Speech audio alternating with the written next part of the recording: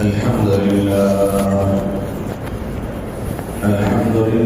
نحمده ونستعينه ونستغفره ونؤمن به ونتوكل عليه ونعوذ بالله من شرور أنفسنا ومن سيئات أعمالنا من يهده الله فلا مضل له ومن يضلله فلا هادي له ونشهد أن لا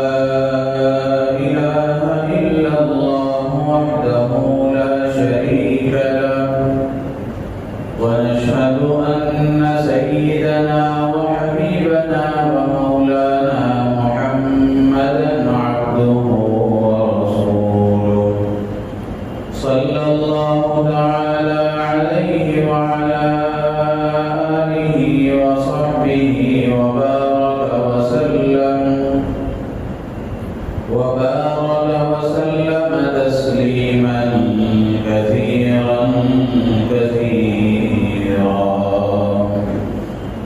أما بعد فأعوذ بالله من الشيطان الرجيم بسم الله الرحمن الرحيم يا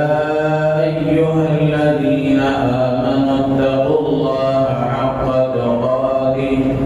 ولا تموتن إلا وأنتم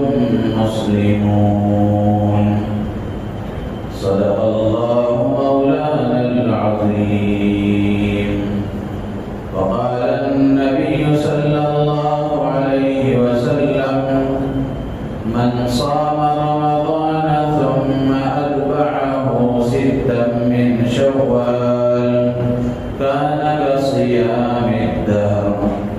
أو كما قال عليه الصلاة والسلام اللهم صل على سيدنا ومولانا محمد وعلى آل سيدنا ومولانا محمد وبارك وسلم ہر قسم کی حمد و ثنا ہر قسم کی بڑائی کبریائی بادشاہی شہنشاہی تنہائی خدائی اس اللہ وحدہ لا شریک لہ کے لیے سزاوار ہے جس نے ہم تمام کو اپنے کرم سے اپنے گھر میں جمع ہو کر دین کی بات کہنے اور سننے کی توفیق عطا فرمائی۔ کروڑوں درود و سلام نازل ہوں سرکار دو عالم فخر بنی آدم تاجدار مدینہ احمد مجتبی محمد مصطفیٰ صلی اللہ علیہ وسلم کی ذات عالی پر جن کے صدقے میں اللہ نے کائنات کو وجود بخشا ہے۔ رحمت اور بخشش کی دعا ہے آپ کی آل پر، آپ کے اصحاب پر، تابعین و تبع تابعین مجتہدین پر اور قیامت تک آنے والے آپ کے متبعین پر۔ محترم بزرگ و عزیز دوستو، اللہ جل جلالہ عم نوالہ نے اپنے فضل و کرم سے زندگی میں ایک اور مرتبہ رمضان کا مبارک مہینہ عطا فرمایا تھا۔ یہ اللہ کا خاص فضل ہے جو اللہ نے ہم پر فرمایا کہ زندگی میں ایک اور مرتبہ رمضان کا مبارک مہینہ عطا فرمایا۔ کسی کو رمضان کا مہینہ مل جائے یہ اس کے لیے بڑی سعادت اور خوش نصیبی کی بات ہوتی ہے۔ اللہ نے ہمارے لیے یہ سعادت مقدر فرمائی جس کی وجہ سے زندگی میں ایک اور مرتبہ اللہ نے وہ مبارک مہینہ ہمیں بھی عطا فرمایا تھا۔ آپ نے رمضان میں سنا ہوگا کہ رمضان کا مہینہ مل جانا کتنی بڑی سعادت کی بات ہوتی ہے۔ روایتوں میں آتا ہے کہ ایک قبیلے کے دو آدمی اللہ کے نبی صلی اللہ علیہ وسلم کی خدمت میں حاضر ہوئے اور دونوں نے ایک ساتھ اسلام قبول کیا۔ ان میں سے ایک صاحب ذرا بہادر اور جرأتمند اور قوی تھے، دوسرے صاحب ان کے مقابلے میں اتنے بہادر نہیں تھے۔ تو جو بہادر تھے اور قوی اور مضبوط تھے وہ اللہ کے نبی علیہ الصلوۃ والسلام کے ہاتھ پر اسلام قبول کرنے کے بعد کسی ایک جنگ میں وہ شریک ہوئے، شہید ہو گئے۔ دوسرے صاحب جو ان کے ساتھ اسلام قبول کیے تھے، ایک سال بعد ان کا انتقال ہوا۔ تو ایک صحابی ہیں حضرت طلحہ بن عبید اللہ رضی اللہ تعالیٰ عنہ، وہ خواب دیکھتے ہیں کہ جنت کے دروازے پر کھڑے ہیں اور ان دونوں میں سے ایک سال بعد جن کا انتقال ہوا وہ بھی وہاں کھڑے ہیں اور وہ شہید بھی وہاں کھڑے ہوئے ہیں۔ جنت کا دروازہ کھلا، اندر سے ایک آدمی آیا اور آ کر ایک سال بعد جن کا انتقال ہوا پہلے ان کو اندر جانے کی اجازت مل گئی۔ پھر کچھ دیر کے بعد اس شہید کو بھی اندر آنے کی اجازت ہو گئی، لیکن خواب دیکھنے والے حضرت طلحہ بن عبید اللہ رضی اللہ تعالیٰ عنہ فرماتے ہیں کہ مجھے حیرت ہوئی کہ شہید کا تو بڑا اونچا مرتبہ ہے، بڑا اونچا مقام ہے کہ اس نے اللہ کی راہ میں اپنی جان کا نذرانہ پیش کیا ہے۔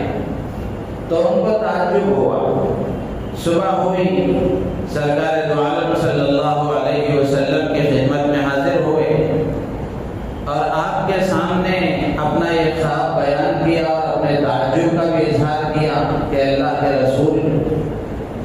ایک سال بعد جن صاحب کا انتقال ہوا ان کو پہلے جنت میں جانے کی اجازت ہو گئی اور شہید ایک سال بعد جن ایک سال پہلے ان کا اللہ کے راستے میں انہوں نے شہادت پائی تھی ان کو بعد میں جانے کی اجازت ہوئی۔ یہ کیا ماجرا ہے؟ مجھے بہت تعجب ہے۔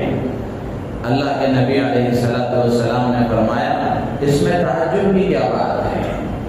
پھر اس کے بعد اللہ کے رسول علیہ الصلوۃ والسلام نے فرمایا کہ طلحہ سنو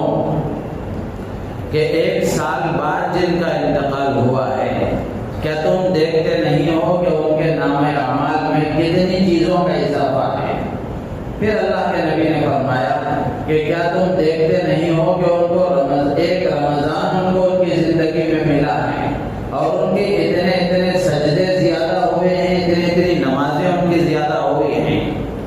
پھر اس کے بعد اللہ کے نبی علیہ الصلوۃ والسلام نے فرمایا کہ ان دونوں کے درجے میں اتنا فرق ہے جتنا آسمان و زمین کے درمیان میں فرق ہے۔ تو اس سے آپ اندازہ لائیں کہ رمضان کا مہینہ مل جانا، زندگی میں رمضان کا مہینہ نصیب ہو جانا کتنی بڑی سعادت کی بات ہے۔ تو اللہ نے یہ سعادت ہمیں عطا فرمائی ہے کہ اللہ نے ہمیں رمضان کا مبارک مہینہ عطا فرمایا تھا۔ اب یہ سعادت اور خوش نصیبی جو اللہ نے ہمیں عطا فرمائی تھی، اس سعادت اور خوش نصیبی کے حقدار اور خوش نصیب اور سعادت مند وہ لوگ ہیں جنہوں نے رمضان کا مہینہ پا کر اس کو صحیح طریقے سے گزار لیا، اس میں عبادتیں کی، روزے رکھے، تراویح پڑھی اور صدقہ اور خیرات کیا اور رمضان کے ایک ایک لمحے کو پوری طرح وصول کیا۔ راتوں میں تہجد پڑھی، دن کے نوافل بھی انہوں نے پڑھے، قرآن کی تلاوت کی، اپنے آپ کو گناہوں سے بچایا۔ اور رمضان جس مقصد کے لیے اللہ تبارک و تعالیٰ بندوں کو عطا فرماتے ہیں، اس مقصد کو حاصل کرنے میں انہوں نے ذرا برابر کوئی کمی نہیں کی، ذرا برابر کوئی کوتاہی نہیں کی۔ کیا مقصد ہے رمضان کے اللہ کے عطا فرمانے کا اور ان میں روزوں کے رکھوانے کا؟ اللہ نے قرآن میں فرمایا لعلکم تتقون، اللہ تعالیٰ فرماتے ہیں کہ رمضان کا یہ مہینہ تمہیں دے کر اور رمضان میں روزے رکھو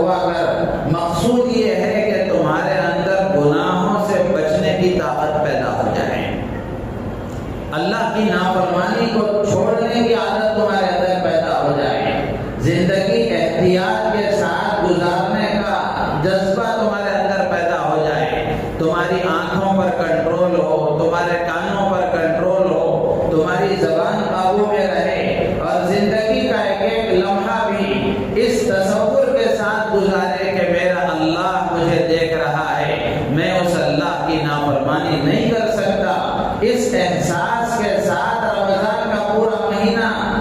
تربیت کے ساتھ اللہ تبارک و تعالیٰ نے گزار کر یہ پیغام دیا کہ زندگی بھر اسی طرح تمہاری گزرنی چاہیے۔ تو خوش نصیب ہے وہ لوگ جن کو رمضان کا مہینہ ملا اور انہوں نے اس مقصد کو حاصل کرنے میں پوری طرح کوشش کی۔ ظاہر سی بات ہے کہ جن کو رمضان کا مہینہ ملا اور انہوں نے پوری طرح کوشش کر کے روزے رکھے، تراویح ادا کی، صدقہ خیرات کیا، قرآن کی تلاوت کی، راتوں کو اٹھ کر اللہ کے سامنے نمازیں پڑھی، دعائیں مانگی اور دن کے جو عبادتیں ہیں دن کی عبادتیں کی، تو ظاہر سی بات ہے کہ یہ حقیقی خوش نصیب ہے اور حقیقی سعادت مند ہیں کہ اللہ نے ان کو رمضان کا مہینہ دے کر فضل فرمایا تو انہوں نے اللہ کے اس دیے ہوئے تحفے کا پورا پاس و لحاظ رکھا اور پورے طریقے سے اس سے فائدہ اٹھایا۔ وہیں بد نصیب اور بدبخت ہے وہ آدمی جس کو رمضان کا مہینہ ملا لیکن رمضان کے مہینے میں اس کی زندگی میں کوئی تبدیلی نہیں آئی، نہ عبادتوں کا خیال، نہ روزے کا خیال، نہ تراویح کا خیال، نہ قرآن کی تلاوت کا خیال، نہ اللہ کا ڈر اور خوف، نہ اللہ کے نبی علیہ الصلوۃ والسلام کی شریعت کا پاس و لحاظ، کسی طرح کی کوئی تبدیلی اس کی زندگی میں نہیں آئی۔ رمضان آیا اور گزر گیا۔ مشہور حدیث ہے جو آپ نے سنی ہے کہ اللہ کے نبی علیہ الصلوۃ والسلام کی آمین ہے جبرائیل امین کی بد دعا پر اس آدمی کے لیے جس کو رمضان کا مہینہ ملا اور رمضان کا مہینہ پانے کے باوجود بھی اس نے اپنی مغفرت کا سامان تیار نہیں کر لیا، اس نے اپنی مغفرت کا سامان تیار نہیں کر لیا۔ ایسے آدمی کے لیے سید الملائکہ، فرشتوں کے سردار جبرائیل امین نے بددعا فرمائی اور امام الانبیاء سید المرسلین، نبیوں کے سردار، ہم سب کے آقا اور محسن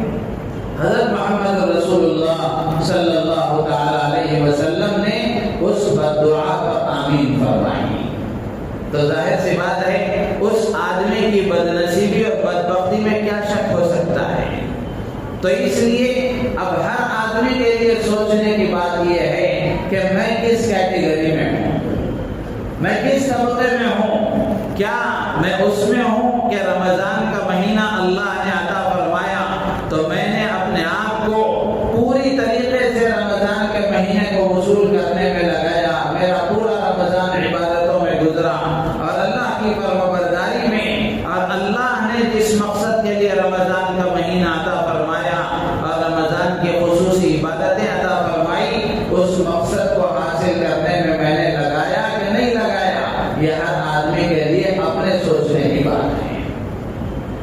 تو اس لیے میرے عزیز دوست بزرگوں، سعادت مند وہ آدمی ہے کہ رمضان کا مہینہ ملنے کے بعد وہ رمضان کے مہینے میں عبادت کر کے اللہ کو راضی کر لے۔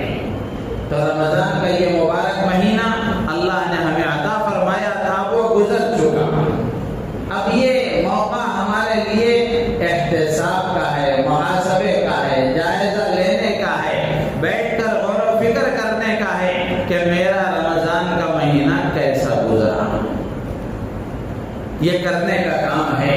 رمضان کے بعد کہ ہر آدمی جائزہ لے، محاسبہ کرے۔ اگر رمضان کا مہینہ صحیح طریقے سے گزرا ہے، عبادتوں کے ساتھ گزرا ہے، اللہ کی فرمانبرداری کے ساتھ گزرا ہے، تو اس پر اللہ کا شکر ادا کیا جائے،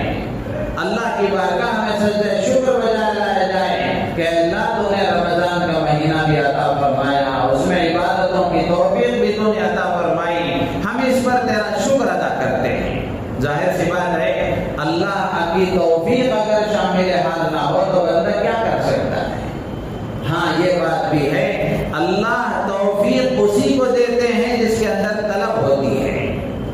اللہ تعالیٰ زبردستی کسی پر تھوپتے نہیں ہیں۔ اللہ کو ہمارے سجدوں کی ضرورت ہے، نہ نمازوں کی ضرورت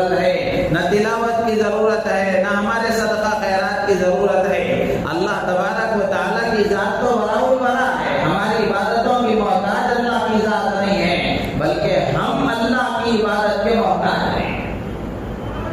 تو اس لیے اللہ توفیق انہیں کو دیتے ہیں جن کے اندر طلب ہوتی ہے، طلب صادق ہوتی ہے اور سچی طلب ہوتی ہے۔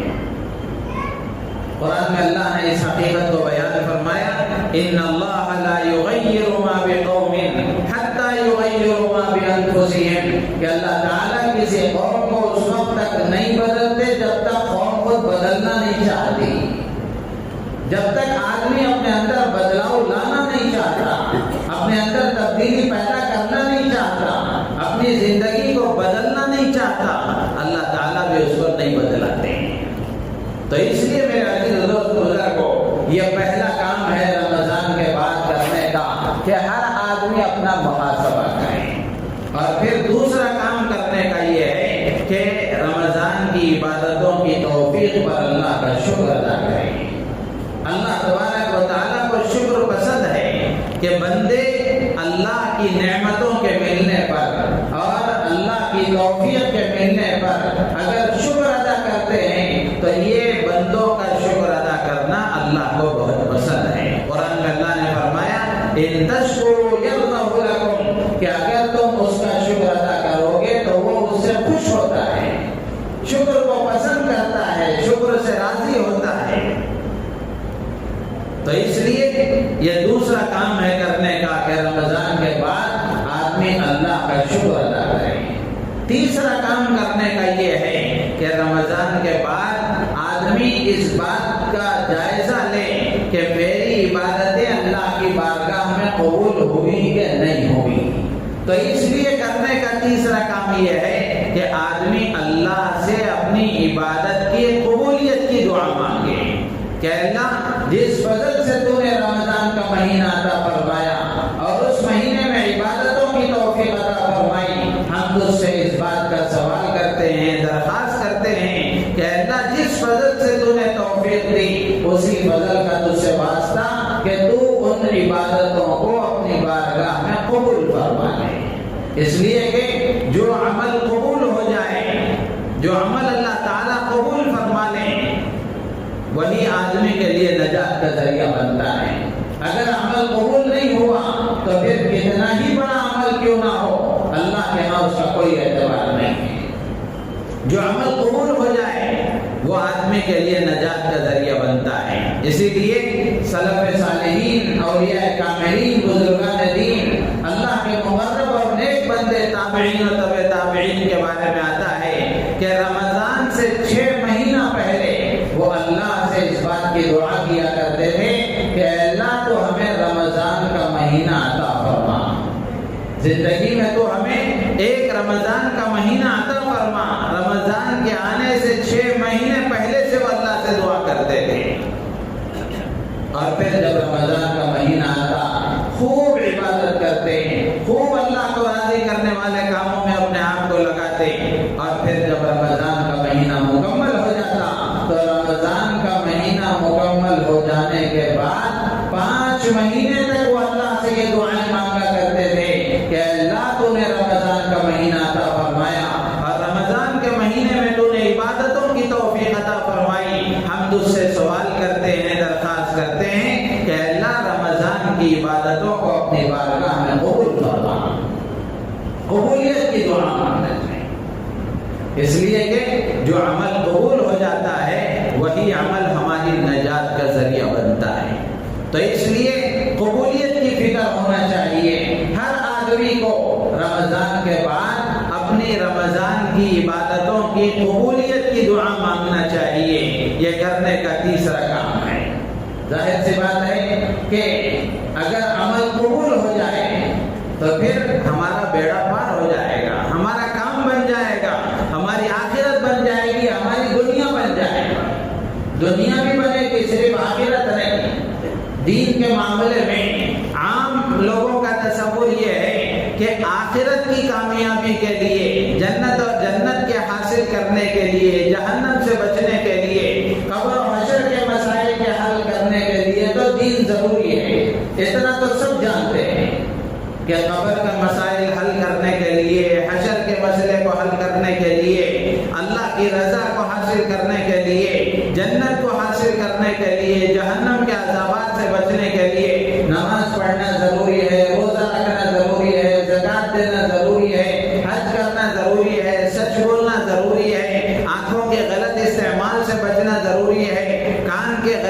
استعمال سے بچنا ضروری ہے، مال کے غلط استعمال سے بچنا ضروری ہے، اتنا تو سب سمجھتے ہیں، لیکن جہاں تک معاملہ دنیا کا ہے اس کے بارے میں ہمارا خیال یہ ہے دنیا میں ترقی کے لیے اور دنیا میں آگے بڑھنے کے لیے دنیا والے جیسا بتا رہے ہیں ویسا کرتے رہو تو دنیا میں آگے بڑھیں گے، اگر دین کو درمیان میں لاؤ گے تو دنیا ہمارے پیچھے ہو جائے گی۔ حالانکہ ایسا نہیں ہے، جو دین اللہ نے ہمیں دیا ہے، جو اعمال شریعت کے ہیں، یہ دین اور یہ شریعت دنیا میں ترقی کا بھی حامل ہے، دنیا میں بھی ترقی کے لیے ضروری ہے، دنیا میں بھی چین و سکون کے لیے ضروری ہے، آخرت کی کامیابی کے لیے بھی ضروری ہے۔ جس طرح آخرت کی کامیابی کے لیے دین ضروری ہے، ایسے ہی دنیا کی کامیابی کے لیے بھی دین ضروری ہے۔ دنیا کی کامیابی کے لیے، دنیا میں چین و سکون سے زندگی گزارنے کے لیے، دنیا میں ترقی حاصل کرنے کے لیے، دنیا کی عزتوں راحتوں کے لیے بھی اللہ کا دین ضروری ہے۔ جیسے مشہور حدیث ہم پڑھتے ہیں، بارہا اپنے تعلیم میں بھی سنا ہوگا کہ جو آدمی 5 وقت کی نمازوں کا اہتمام کرتا ہے، اللہ تعالیٰ 5 طریقے سے اس کا اکرام فرماتے ہیں۔ ان میں سے پہلی بات کیا فرمائی گئی؟ اللہ تعالیٰ اس کی روزی کا مسئلہ حل فرماتے ہیں۔ یہ روزی کے مسئلے کا تعلق قبر سے ہے کہ حشر سے ہے؟ اس کا تعلق دنیا سے ہے، اس کا تعلق دنیا سے ہے۔ تو کیا معلوم ہوا کہ دین دنیا کے لیے بھی ضروری ہے۔ اسی طرح آدمی عمرہ کرتا ہے، حج کرتا ہے، اس کے بھی فضائل اور اس کے بھی فوائد اللہ کے نبی علیہ السلام نے بیان فرمائے کہ جو آدمی حج کرتا ہے، عمرہ کرتا ہے، اللہ تعالیٰ جہاں اس کے گناہوں کو معاف فرماتے ہیں، وہیں اللہ کے نبی نے یہ بھی فرمایا کہ اللہ تعالیٰ اس کے فقر و فاقے کو، تنگدستی کو بھی اللہ تعالیٰ دور فرماتے ہیں۔ اور یہ فقر و فاقہ، روزی کی تنگی، اس کا تعلق دنیا سے ہے۔ تو اس لیے دنیا کی کامیابی کے لیے بھی دین ضروری ہے۔ تو میں یہ بات عرض کر رہا تھا کہ رمضان کے بعد ہمارے کرنے کا کام یہ ہے کہ ہم اللہ سے اپنے اعمال کی قبولیت کی درخواست کریں، اور اسی طریقے سے چوتھا کام یہ ہے کہ اللہ کی بارگاہ میں ہم معافی مانگیں، استغفار کریں۔ ظاہر سی بات ہے، کون آدمی دعویٰ کر سکتا ہے کہ میری عبادتیں ویسی ہوئی جیسے اللہ چاہتے ہیں، اللہ کی شان میں نے عبادت کر لی؟ کوئی آدمی دعویٰ نہیں کر سکتا۔ ہماری عبادتوں میں کمی کوتاہی یقیناً ہوتی ہے اور قصور یقیناً ہوتا ہے۔ تو اس لیے اللہ کے نیک بندوں کی صفات میں سے، اللہ کے محبوب بندوں کی ایک صفت یہ ہے کہ اللہ کے نیک بندے عبادت کرنے کے بعد اللہ سے معافی مانگتے ہیں، گناہ کرنے کے بعد نہیں۔ گناہ کے بعد تو یقیناً معافی مانگی جاتی ہے، لیکن اللہ کے نیک بندوں کی ایک خاص صفت یہ ہے کہ وہ عبادت کرنے کے بعد بھی اللہ سے معافی مانگتے ہیں۔ سورہ ذاریات میں اللہ تعالیٰ نے اپنے محبوب متقی لوگوں کی صفات بیان فرمائی ہیں۔ ان میں ایک صفت اللہ فرماتے ہیں کانوا قلیلا من اللیل ما یہجعون وبالاسحار هم یستغفرون۔ اللہ تعالیٰ فرماتے ہیں کہ متقی، پرہیزگار، وفادار اور اللہ کے خاص بندوں کی علامت یہ ہے، ان کی ایک صفت یہ ہے کہ وہ رات کو بہت کم سوتے ہیں، اور جب رات کا آخری حصہ ہوتا ہے تو وہ رات کے آخری حصے میں اللہ سے استغفار کرتے ہیں، معافی مانگتے ہیں۔ پوری رات عبادت میں گزری ہے، پوری رات اللہ کے ساتھ راز و نیاز میں گزری ہے، پوری رات اللہ کے سامنے کھڑے ہو کر گزری ہے، لیکن جب رات کا آخری حصہ ہے تو آخری حصے میں وہ اللہ سے معافی مانگ رہے ہیں، استغفار کر رہے ہیں۔ کس بات کی معافی؟ کس بات پر استغفار؟ تو لکھا ہے کتابوں میں کہ یہ اللہ کے نیک بندے، ان کو اللہ کی معرفت حاصل ہوتی ہے، یہ اللہ کو پہچانتے ہیں، اللہ کو جانتے ہیں، جس کی وجہ سے جب رات کا آخری حصہ ہوتا ہے تو وہ اس جذبے اور احساس کے ساتھ کہ پروردگار عالم، رات بھر میں نے عبادت ضرور کی ہے، لیکن جیسی عبادت کا حق تھا وہ حق مجھ سے ادا نہیں ہو سکا، جیسی عبادت ہونی چاہیے تھی ویسی عبادت نہیں ہو سکی، تیرے شان عبادت مجھ سے نہیں ہو سکی، عبادت کا جو حق تھا وہ حق مجھ سے ادا نہیں ہو سکا۔ تو اس جذبے اور اس احساس کے ساتھ رات کے آخری حصے میں وہ اللہ سے استغفار کرتے ہیں۔ تو اس لیے رمضان کے بعد کرنے کا ایک کام یہ ہے کہ ہم اللہ سے استغفار کریں کہ اللہ اس ڈرتے ہوئے اور کانپتے ہوئے کہ اللہ نے عبادتوں کی توفیق عطا فرمائی اور ہم نے عبادت کی تو پتہ نہیں یہ عبادتیں ہماری اللہ کے ہاں قبول ہوں گی کہ نہیں ہوں گی، اس احساس کے ساتھ اللہ سے استغفار کریں کہ اللہ جیسی عبادت کرنی چاہیے تھی ویسی عبادت ہم سے نہیں ہو سکی، جیسے روزے رکھنے چاہیے تھے، جیسی تراویح پڑھنی چاہیے تھی، جیسی تلاوت کرنی چاہیے تھی، جیسا صدقہ و خیرات کرنا چاہیے تھا، اے اللہ ہم سے وہ نہیں ہو سکا، عبادت کا حق ہم سے ادا نہیں ہو سکا، اس پر اللہ سے استغفار کریں۔ وہیں اللہ سے امید بھی لگائے رکھیں، امید بھی لگائے رکھیں، ایک طرف خوف بھی ہونا چاہیے، ایک طرف ڈر بھی ہونا چاہیے اور ایک طرف امید بھی ہونا چاہیے۔ اسی لیے کہتے ہیں الایمان بین الخوف والرجاء کہ ایمان امید اور خوف کے درمیان کی چیز ہے کہ ایک طرف بندہ اللہ کا ڈر اور خوف بھی اپنے دل میں رکھے اور ایک طرف اللہ سے امید بھی لگائے رکھے۔ اسی لیے امام غزالی رحمۃ اللہ علیہ نے لکھا ہے کہ جوانی میں اللہ کا خوف غالب ہونا چاہیے، جوانی میں اللہ کا خوف غالب ہونا چاہیے، اس لیے کہ خوف غالب ہوگا تو زندگی صحیح پٹری پر چلے گی اور کثرت سے عبادتوں کی توفیق ہوگی، اور بڑھاپے میں جب ہاتھ و پیر کی طاقتیں جواب دے جاتی ہیں، اعضاء میں وہ طاقت نہیں ہوگی، تو ایسے بڑھاپے کے عالم میں امید غالب رہنی چاہیے کہ اب اس حالت میں جو کچھ ہم سے ہو سک رہا ہے وہ ہم کر رہے ہیں، اللہ کی ذات سے امید ہے کہ اللہ تعالیٰ ہمارا بیڑا پار کر دے گا۔ اس کا مطلب یہ نہیں ہے کہ فرائض کو چھوڑ کر امید لگائے رکھیں، فرائض ہر حال میں ضروری ہے، فرض قرض کی طرح ہے جو اس کو ہر حال میں ادا کرنا ہے، تو فرائض کے ادا کرنے کے ساتھ ساتھ جوانی میں جیسے نوافل ہوتے تھے اور جیسے اور زیادہ عبادتوں میں بڑھ چڑھ کر حصہ لے سکتے تھے، اب بڑھاپے میں وہ نہیں ہو پا رہا ہے، تو بڑھاپے میں آدمی اللہ سے امیدیں لگائے رکھے کہ جیسی عبادت اللہ ہونی چاہیے تھی ویسے نہیں ہو رہی ہے، جو کچھ ہو رہا ہے اللہ قبول کر لیں گے۔ اس احساس کے ساتھ آدمی اللہ سے امید لگائے رکھے۔ ہاں یہ بات ذہن میں رکھیں کہ جب اللہ نے توفیق دی ہی ہے تو اللہ تعالیٰ قبول بھی فرما لیں گے، جب اللہ نے توفیق دی ہی ہے عبادتوں کی تو اللہ قبول بھی فرما لیں گے۔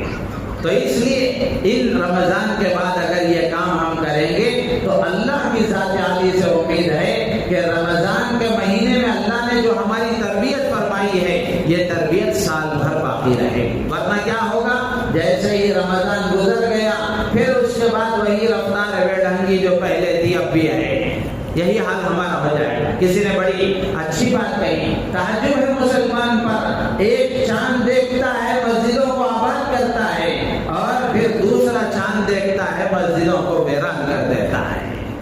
رمضان کا چاند نظر آیا، فجر کی نماز میں جمعے کا مجمع ہوا کرتا تھا،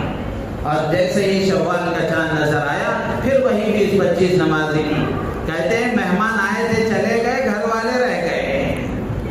مہمان آئے تھے چلے گئے اب گھر والے رہ گئے۔ ایسا نہیں ہونا چاہیے۔ بشر حافظ رحمۃ اللہ علیہ بڑے بزرگ ہیں، وہ فرماتے ہیں بہت ہی بدنصیب اور بدبخت ہے وہ آدمی جو صرف رمضان میں اللہ کو یاد کرتا ہے، رمضان میں اللہ کی عبادت کرتا ہے اور رمضان جیسے ہی گزر جاتا ہے پھر اس کے بعد اس کی زندگی پھر بدل جاتی ہے، وہ اللہ کی اطاعت کو چھوڑ دیتا ہے۔